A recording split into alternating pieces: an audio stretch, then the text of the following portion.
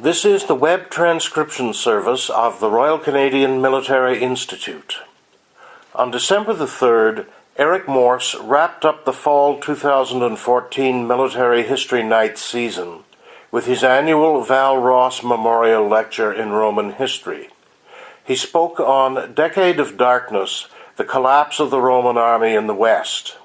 The lecture also launched his collection of essays from previous lectures, Roman Spaces. I want to thank General Rick Hillier for handing me as fine a piece of clickbait as you could possibly want in a lecture title. But he was perfectly right when he said it. It is possible to destroy a core national institution by sheer neglect inside of a decade. Afghanistan rescued the Canadian forces in a material sense, but our army had emerged from its decade of darkness with officers and NCOs and above all training and standards intact. The essential foundation was still there to build on. That seems to have been exactly what didn't happen to the Roman army in the period we're going to talk about tonight. The difference being that the existence of Rome was a little more contingent on the continuing health of its armed forces. When I began poking around the material for this talk, it became clear that the years 395 to 405 AD were one decade of darkness, and they were the fatal one.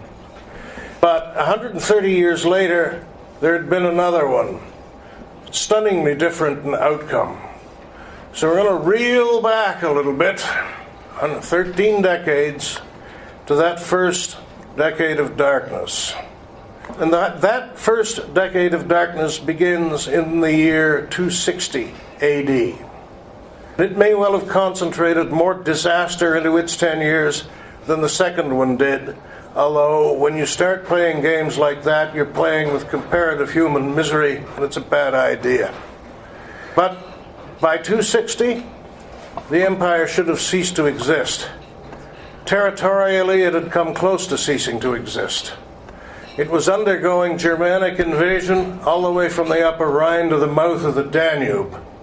The Goths, who were living around Crimea and Odessa at the time, actually built raiding fleets and stampeded through the Aegean and Asia Minor. And you can see from the map that almost nowhere in the empire except Africa and Britain were spared the violence.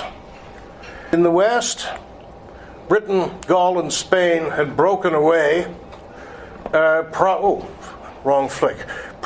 because the Rhine armies thought they'd be better off on their own, but we don't understand enough of the underlying political narrative of the period well enough to say for sure what was going on. We do know that the breakaway wasn't Gallic nationalist in any sense. But in the East, meanwhile, in AD 260, the Persians under Shapur had captured the Emperor Valerian, and there's a marvelous series of reliefs still in Persia bragging on that. Apparently he claimed to use him as a footstool for mounting his horse for the rest of his life. But when Shapur was finally chased back to the Euphrates in about 261, it was by Palmyra, which is a rich, half-Romanized trading city in the Syrian desert.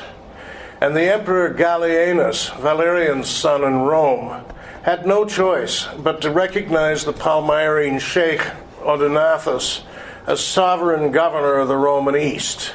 And to give you a grasp of what an enormity that is, imagine that some unimaginable catastrophe befell American boots on the ground in Iraq, of course, if there were any there. And they had to denominate the Kurdish authorities as fully empowered deputies in the region commanding U.S. troops. That shows you how desperate Gallienus was. The plague was pandemic. The currency hit the stage of runaway inflation to the point where the emperor took to paying his top officers with big gold medals marked "for loyalty." And that was a bit more of a prayer than a statement, because by then the putsch attempts were as pandemic as the plague. And yet, 15 years later, by 275, the empire was back together again. It was a different empire than what had gone before, and it was launched on the journey that led to the Byzantine Empire in the east and the Middle Ages in the west. But it was together again, and the fact that it was together again is essentially because of the army. By the mid-3rd century, the basically amateur aristocratic high command structure had been replaced by professional officers from top to bottom, and since at least the early 200s, the army on the northern frontiers especially had developed a corporate identity that was very separate from the Mediterranean-based cultural identity of the city-states that together formed the empire. Around 268, the officer class came to realize that if they didn't hang together, they'd hang separately and jolly quick. They killed Gallienus, who had not been a professional officer. He and his father were old aristocracy. He gets very bad reviews from the sources, and he was probably suffering from extreme burnout by then, after trying to manage 15 years of chaos. But the fact may be that he was simply the wrong guy at the wrong time. He was replaced by a series of professional generals. Putsches didn't quite stop, but they became fewer. And the army of the Danube pulled itself together into what the sketchier states of the current era tend to call an army of national salvation. It deserved the term more than most have ever done ever since. At that point, the best soldiers and officers in the empire were from Albania. They were from Illyria. They were the ancestors of today's Albanians. For over 2 centuries, they contributed officers and men and emperors, but this was their shining moment. They were a frontier people. They were defending the Danube, which was their home, and they developed the intense kind of patriotism that we know very well from North American frontier history. Most of them had never seen Rome. Most of them never would see Rome, but they believed implicitly in Rome the Unconquered. This is the stock that produced the Emperor Aurelian. He got his job the usual way in 270 by an officer's putsch. He only lasted 5 years, but he didn't lack for leadership skills. He threw the Goths back across the Danube. And then he went after Palmyra in the east, where Queen Zenobia, famed in song and also story, was queen, rather briefly as it turned out. He beat Palmyra easily, although it took 2 tries, which is something that some of the current Emirates might think about. And then he headed west to take on the Gallic Empire, which had run out of steam after its founding generalissimo Postumus had been killed in 270. Apparently Aurelian was able to cut a deal with the successor emperor Tetricus, which didn't prevent a battle which the sources claim was bloody, but Tetricus deserted in the middle of it, and there's something in all of this that smells really, really fishy. All of Tetricus's officers and officials not only weren't beheaded, they all kept their old jobs, and the West returned peacefully to the empire. Tetricus and Zenobia both had to show up for Aurelian's triumph, but he got a cushy civilian job afterwards, and she got a villa in Campania. Nice work if you can get it. The spirit of the army in those days, tested by a statement from one of its officers, one of the very rare first-person voices from the army that survives from antiquity. 27 years I have been in the service, never been court-martialed for brawling or looting. I have been through 7 wars. I have never lagged behind anyone. I have been second to none in the fight, and the commander has never seen me waver. Corporate spirit that allowed the army to reunite the empire came at a price. And the price was an inevitable disconnect from the civilian values of the empire. Much of the apparatus of civil government in the frontier areas failed, and much of it across the empire simply was starved of money. And there is some speculation that the reason the Christian church was able to make significant strides towards legitimacy exactly in this period is because it was able to replace many of the social services that the local and imperial authorities had provided until the crisis hits. And if anybody wants to draw any dots between that and anything that's happening currently, be my guest. The army didn't identify with much outside of its own ranks. When they were restoring imperial rule in the east, the troops wanted to sack the cities that had opened their gates to them, and Aurelian had to get up on a tribunal and tell them at one point, and he was probably risking his life doing it, "These are Roman cities, we are fighting to free them. When we've caught up with the barbarians and beaten them, then you'll have your loot." But from him they'd take it, not from many others. In one of the sources, which tends to define good kings, bad kings, and so on in the style of 1066 and all that, Aurelian goes down as neither good nor bad, and it's said of him, he was neither to be ranked among the good emperors nor among the bad emperors, but as an emperor necessary to have had, which is one of the more interesting bits of spin technology that remains to us from ancient days, and I'm certain the Prime Minister's office could do better.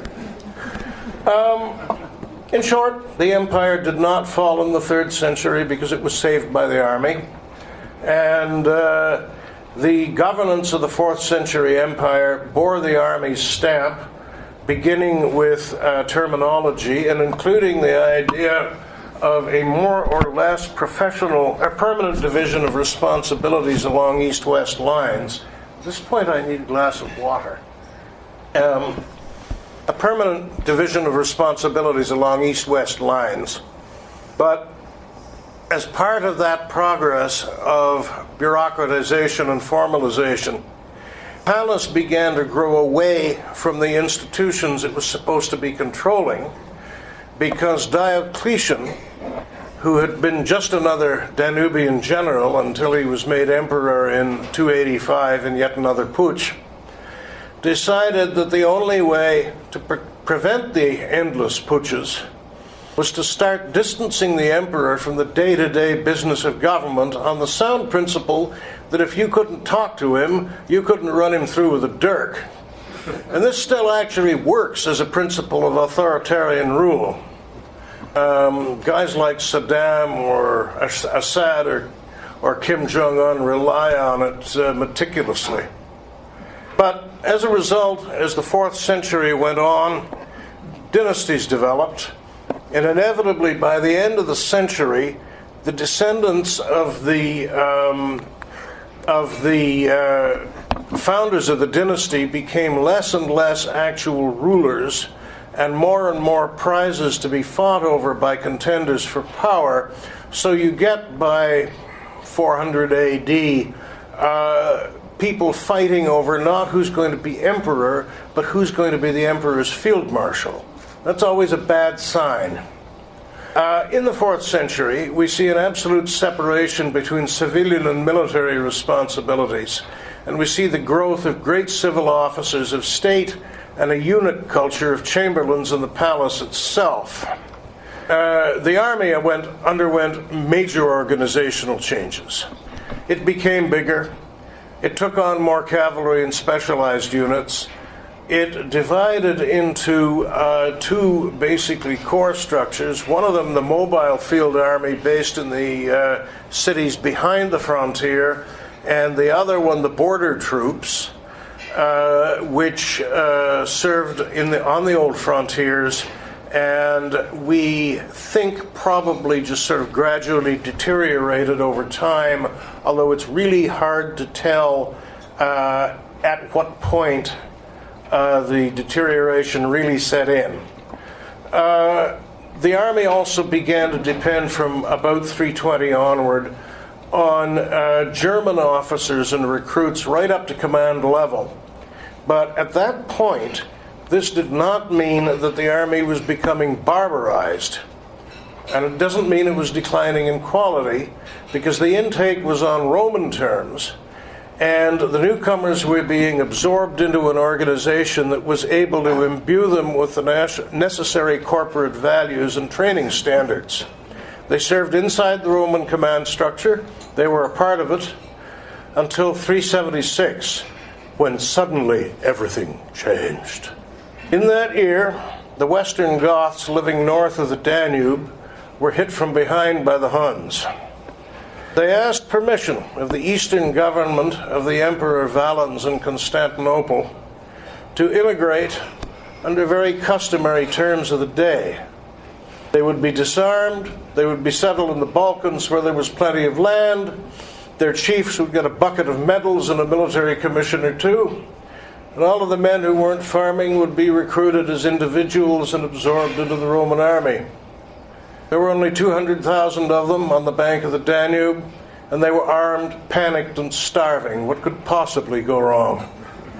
The event was first recognized in the 1920s by modern historians for what it really was, a genuine large-scale refugee crisis. What you've got to remember is that modern Europe before the First World War didn't know anything about ethnic cleansing. The odd pogrom here and there, but large-scale refugee movements was totally outside the 19th century historians' grasp. But once they had the post-World War I horrors like the ethnic cleansing of Anatolia, then they had something to measure this ancient event by. It's doubtful that any ancient government could have handled a crisis of that scale. Most modern ones can't. But the refugees were shamelessly exploited by the local officials to the point where they were trading children for dog meat at the rate of one child per dog. The job of disarming them was done insultingly and inefficiently at the same time. So, of course, they revolted. Valens moved the field army of the East up from Syria, where they'd been operating against the Persians, to meet them in July 378. And the stage was set for the Battle of Adrianople, which the soldier historian Ammianus calls the irremediable catastrophe that cost the Roman state so dear. Regrettably for us, and probably lucky for him, he wasn't at Adrianople. There are huge myths about this battle. The biggest is that it was the triumph of cavalry over infantry, where the Gothic heavy cavalry rode down the legions of Rome, the beginning of the age of chivalry, all that. Did the Goths have the stirrup? Did the Goths not have the stirrup? It doesn't matter because it didn't happen. It was nothing of the sort. For one thing, by then the Goths had eaten any horses they might have brought across the river 2 years ago. For another, what cavalry they did have, which was some Ostrogoths and some Alani who came over illegally after 376, weren't very many, and they weren't all that heavy, but they were the deciding factor on the day. Valens's nephew Gratian, the Emperor of the West, was only a few days away with the army of the West. Together, they could have handled the Goths easily.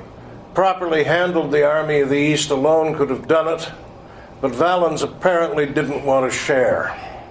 The day of the battle, August 9th, was a scorcher. The army left Adrianople in column of march, went about 8 kilometers north, and about noon encountered the Goths drawn up on a circular wagon logger. There seems to have been really bad scouting on everybody's part because both sides were surprised, and the Gothic cavalry was away foraging. Some negotiations started to gain time for both sides, and meanwhile the army tried to deploy without lunch and in 90-degree heat, which the Goths promptly exacerbated by setting fires in the grass, so you got a smoke screen on top of everything else. The right wing managed to deploy in a line of battle with skirmishers out and some cavalry on the flank, but the left wing was slower because it was in the rear of the column. The left was still trying to deploy when the cavalry and skirmishers on the right overcommitted and were blown off the field in a panic, straight into the infantry of the right wing. The infantry of the right then found themselves committed, and heavy fighting began near the Goths' lager. At which point, the Gothic horse who had been out returned and stripped the Roman cavalry away on the left. Now, you're thinking about the climactic charge of Lord of the Rings Part 3. It probably wasn't all that pretty, but you've got the general idea. That allowed the Gothic foot to start rolling up the Roman left wing, which was still frantically trying to get itself deployed in a line. Meanwhile, the Gothic cavalry got around the left and hit the right wing in the rear, and essentially it was all over but the killing. Here's a modern reproduction, somewhat cleaned up. Valens's body was never found. 35 senior officers, and about 30,000 troops died with him. A few thousand managed to break out back to Adrianople, but the slaughter was only ended by a moonless night. Now, what is to notice here is there was no failure in morale. There was no failure in discipline. The army stood its ground, and it died fighting. There was an organized breakout, and when the Goths tried to follow up the next day, they were held off by the remnants in Adrianople with the stores and the pay chests. The Gothic leader, Fravitta, took one look and reminded his followers, "I keep peace with walls." But they were loose in imperial territory, and they saw no reason to leave. The bulk of the field army of the East was lost, and the biggest loss was in trained officer and NCO cadres. When the whole training system depends on traditions and live institutional memory, since as far as we know they didn't do field manuals, that really was an irremediable catastrophe. The new Emperor Theodosius did what he could to put the Eastern Army back together over the next 10 years or so, and he didn't do badly. But it was never quite the same army again, and he still had to deal with the Goths. He adapted an old precedent and made an agreement with them to take them on as allies in what amounted to a kind of a sovereignty association on Roman soil, or maybe more appropriately, what's going on in Donetsk right about now. They would fight for the Romans when they felt like it, but answerable to only to their own leaders and entirely outside the command structure. They were not subject to Roman law or control, and they were completely uncontrollable. In the medium term, it was also a death knell for the old army. The contemporary military writer Vegetius comments that standards of discipline and training, including the wearing of armor, always useful, were maintained until after 378, and then things fell apart. Well, of course they fell apart. Theodosius is trying to pull together new imperial units without decent cadres, and his recruits are getting used to hanging out with Gothic freelancers who have no training or discipline at all. It was the beginning of the slippery slope. Here's what you see on the day of Adrianople, fully armed and equipped troops. Here's what they look like 20 years later. Helmets, round shields, no armor. By the end of his reign, Theodosius could probably have suppressed the Goths, but he was not a strong emperor. He was locked into the policy for reasons that we can never recover, and perhaps he really didn't see where his precedent was taking the empire. He's called the Great because he was Christian, not because he was very bright. But he also had a very complex situation and not a really good hand of cards. He had to fight a major civil war 5 years later in 383 when the British usurper Magnus Maximus, who, if we've all read our Kipling, and of course who hasn't, we remember from Puck of Pook's Hill, when he overthrew Gratian. Theodosius had to rescue the child emperor Valentinian II, whom he restored. We have no idea what the army that he took to that battle looked like. The army of the West had not been affected by the Adrianople disaster, and apparently it didn't suffer all that badly in 383. And the Western regime still had its tax base. But 10 years later, Valentinian was overthrown by a legacy from Gratian's regime with the colorful name of Arbogast the Frank, who invented the old line, "You didn't hire me and you can't fire me," Arbogast set up a civilian official as emperor, and another civil war began, which was actually the last East-West civil war of any proportions that the empire ever saw. The army of the West was still very strong and very well trained. Theodosius marched west in 394 with his field army, plus 20,000 Goths under Alaric the Visigoth, who now makes his first appearance on the stage of history. There was a ferocious two-day battle outside Trieste, just inside Slovenia, on a river now called the Vipava, then called the Frigidus, which simply means the Battle of Cold River. Again, tens of thousands of casualties. Alaric is said to have lost half his force on the first day, which would equate to the Canadian casualty count at Vimy. He blamed the Romans afterwards for deliberately trying to destroy him as a political force, and who's to say he was wrong? It just might have been true.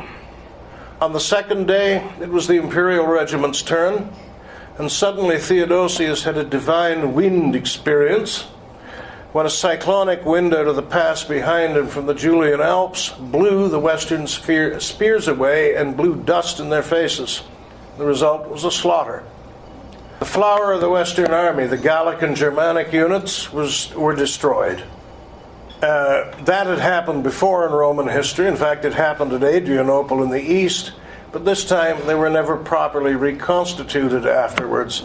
The sources say that the Frigidus was the last time the eagles flew, which may or may not be rhetorical, but in fact it was the last stand of the Western forces. Theodosius moved into Italy with his Eastern army.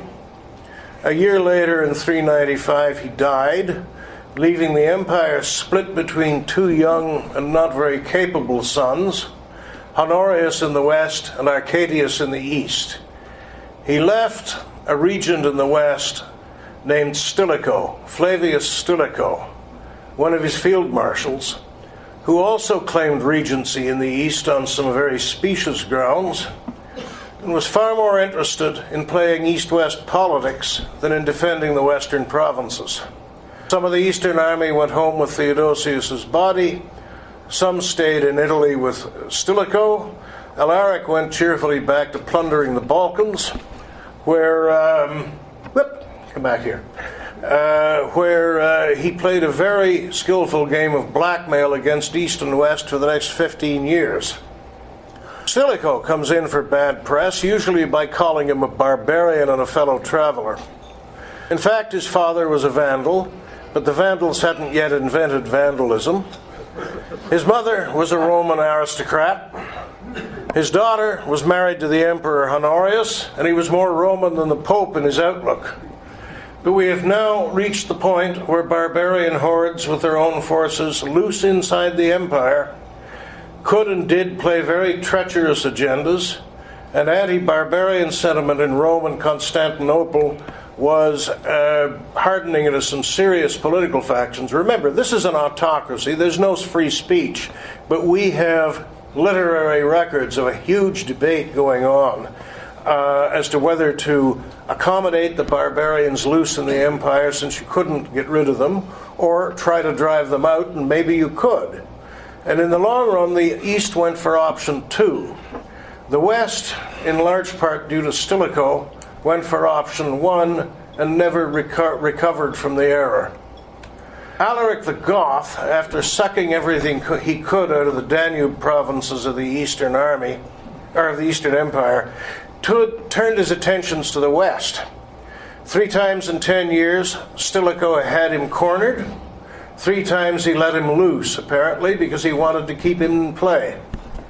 Naturally, Western opinion suspected a conspiracy.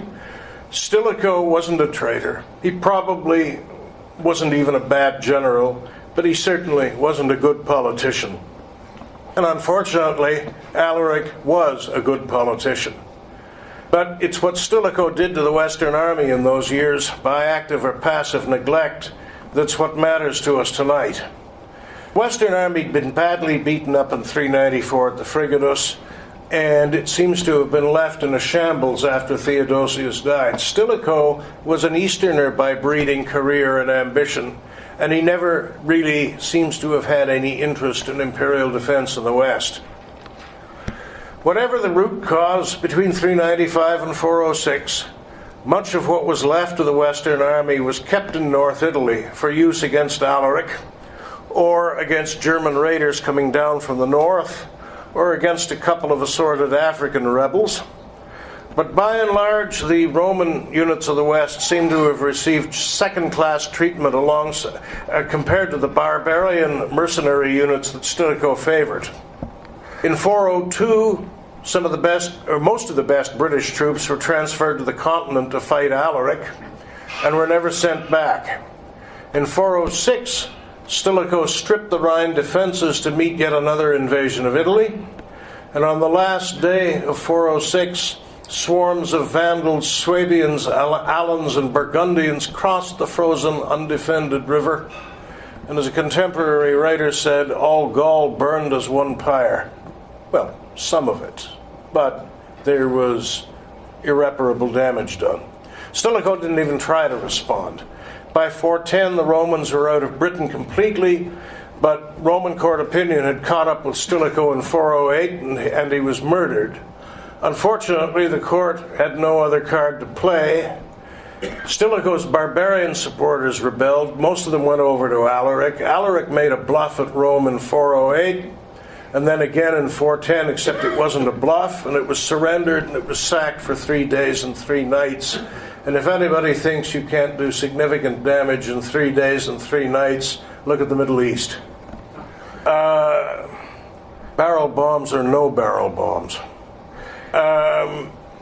What happened in the next 70 years is close to irrelevant. After about 413, there was no hope of restoring the territorial integrity of Rome in the West by native armed force. The army of the West had been left to wither after 393. When Alaric moved against Rome, it wasn't even brought into action by its own government. From 407 onwards, large pieces of Gaul and Spain were always outside central control. They lost Africa to the Vandals in 429. By 440, the African food supply for Rome was gone forever. The Empire of the West officially ended in 476 by an act of the Senate, no less, heavily influenced by Odovacar the Rugian, who was the boss in the Tammany Hall sense of the Germans in Italy at the time. A modern historian has said that after 413, the question was not why did Rome fall, but what was taking it so long. The real difference between the first decade of darkness of 260 and 270 and the second seems to me to be largely in how a political and military leadership handled a crisis. Military and political elements are inseparable in any state. But in 270, the military was driving national politics. In 407, it was a casualty of them. Structurally, at least, the Army of the West never did disappear. It was gradually starved. Many units must have existed only on paper by about 420. And we do have the paper. It's a really neat relic of the imperial chancery from about 395. It's called the Registry of Offices, and it's a list of every civil and military appointment within the palace's discretion, so think order and council appointments. We think it was meant as a reference tool for the chanceries in the East and the West, but it's very hard to interpret. It is illustrated, which is fascinating since we think the 12th century reproduction we have is faithful to the original, so we probably do have some real true honest-to-God late Roman unit insignia. It seems to be the Western version that we have, because the chapters devoted to the East are clean, and the chapters devoted to the West are all disorganized and scribbled up. So what seems to have happened is the Chancery tried to keep them up to date for a few years and then just simply took the list out of circulation. And if you want, you can imagine the Master of Offices over dinner saying to a friend, "Here, how'd you like this for a souvenir? It was drawn up back when we still had Britain and the Rhine." We know that the army as a structure didn't disappear. We don't know what the makeup was, but the old units were still sort of there, just not very effective, probably chronically understaffed and probably chronically underpaid remnants. Vegetius at one point comments rather acidly that a good army doesn't cost any more than a bad one, but by then it was past saving. In fact, the pay issue is the last evidence that we have that by 476 there was still something around calling itself Roman. What they must have looked like, no idea. But they were on a stretch of the Danube around the German-Austrian border that hadn't been under effective Roman governments for years, decades even. There seemed to have been several units still in their original assignments, and at best they could only have been a self-defense militia. But they still called themselves Romans. Significantly, they still drew pay from the capital at Ravenna. The final story is told in one of the saints' lives from the area, and it concerns a unit called 9th Batavians. They were as historic a unit as you could get, because they were as old as the empire itself. Sometime in 476, around the time that the Senate in Rome was sending the regalia back to Constantinople with a note, 9th Batavians sent a delegation off to Ravenna to ask why they hadn't been paid. 3 days later, the bodies came floating back down the Danube, and that was all the answer that they ever got. Sic frieter crustulum.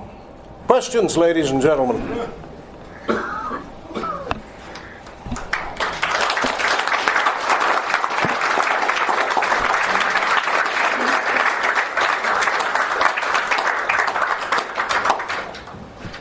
Frigatus, and why the sandstorm affected only the Romans and not the enemy? The main reason is that it was blowing from behind the Eastern Army. It was blowing down out of the pass, straight in the faces of the Western Army. So you've got dust, you've got grit, and the winds are extremely high.